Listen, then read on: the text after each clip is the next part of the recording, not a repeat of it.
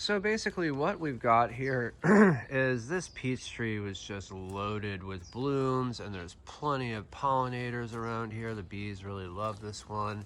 And we have hundreds, if not thousands, of peaches that are on this tree.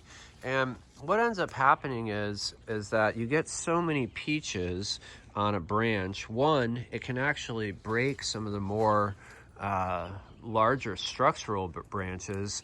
Two is that the peaches don't really get to their full potential because they are overcrowded and they don't have the physical space to grow or the allotted nutrients that they need to get to the proper size. So what we're doing today is actually just pulling these off to a more reasonable amount.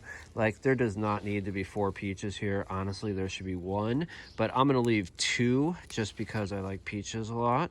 But yeah, just use your best judgment. A lot of people say 6 inches. I personally think that's a little aggressive because I like the kind of B grade peaches that you can use for things like baking or jams.